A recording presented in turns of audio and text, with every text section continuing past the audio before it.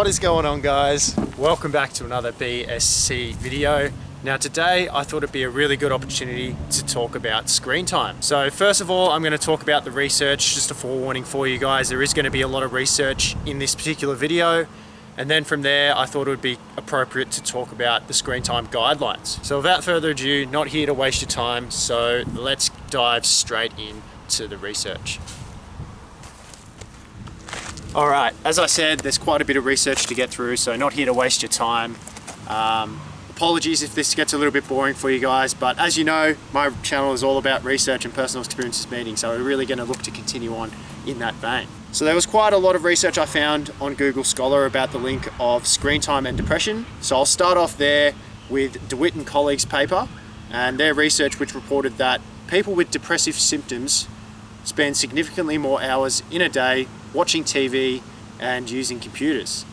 And on top of this, they also mentioned that people who spend in excess of 4 hours of screen time through activities such as watching TV and computer use are at a higher risk of developing depression. Madav and colleagues really wanted to hit this research home by assessing whether there really is an association between lengthy screen times and depression in people who spend more than 4 hours on screens each day. Their analysis between screen time and depression indicated that individuals who spend in excess of 4 hours a day watching TV and using computers are more likely to be diagnosed with moderate or severe depression. And this is even higher for those who actually spend 6 or more hours watching TV or on the computer. Some more research, moving away from the depression side of it a little bit, I found from Davies and colleagues, and their particular paper found that the combination of no physical activity and high screen time demonstrated the greatest negative impact on health-related quality of life. And Gomez and colleagues concluded that in adults, sedentary behavior during screen time on working days is negatively associated with perceived health, irrespective of leisure time physical activity. So the research clearly shows here, it's proven in the science that higher screen times can potentiate the risks of depression and decrease quality of life. But it's not just about the screen time itself, as we can see in the research, it's also about the sedentary behavior that goes with the higher screen times. I talk quite a bit about physical inactivity exclusively in one of my previous videos, so if you want to check that one out, I'll link it in the description below for you guys. There's some really eye-opening stats and facts that may come as a shock to you, so feel free to go check that one out if you want a little bit more of insight into physical inactivity. Oh shit. Oh, fuck.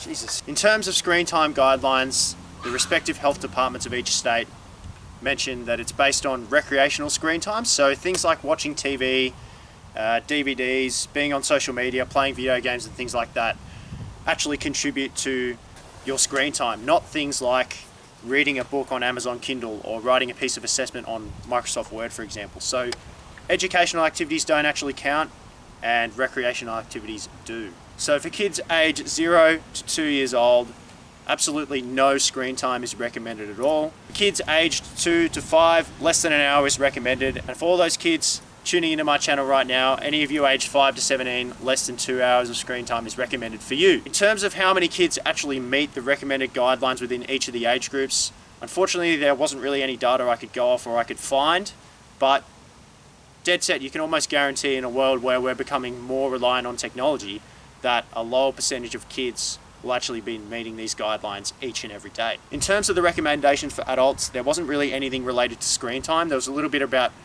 breaking up sedentary time. So if you're an adult in between 18 to 65, you should be looking to break up sedentary time at regular intervals. And the consensus seems to be that a mini break of walking every 30 minutes of work is optimal, not only to improve your productivity, but also to minimize the adverse health risks of prolonged sitting or physical inactivity. Now for me, that seems like totally reasonable information, but from the research, which has conclusively suggested that lengthy times on screens can increase your risk of depression and decrease your quality of life, it's quite interesting there isn't actually a specific screen time guideline for those of us who are adults. Without the guidelines, people don't really have a lot of direction, but if you do work in a job like an office job or an occupation where you're predominantly sitting, it's really important, and the research clearly exemplifies that you need to break up your sedentary screen time regularly, and this is something that you really should be incorporating every single day into your daily work routine. You know, every half an hour, just getting into the habit of getting up,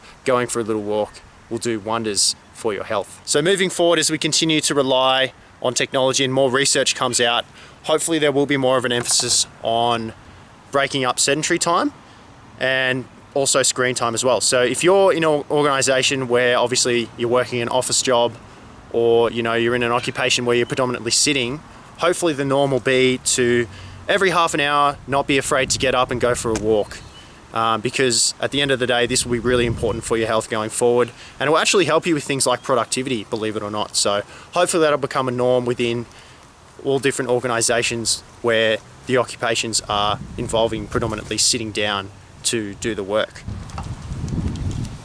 So with all that being said, guys, there's obviously still a lot more questions that need to be both asked and answered, but at the very least this video has given you guys an idea of the potentially detrimental effects that prolonged screen time can have on people. The research clearly demonstrates the link of prolonged screen time to depression and decreased quality of life. And whilst the screen time guidelines are kind of vague for those of us who are adults, hopefully with more conclusive evidence and reliance on technology, there's every chance that this will change for the better and people will actually become more aware of the importance of breaking up screen time and not being on screens for prolonged periods of time. Anyway guys, it's starting to piss down rain, so I'm going to try and wrap this up as quick as possible.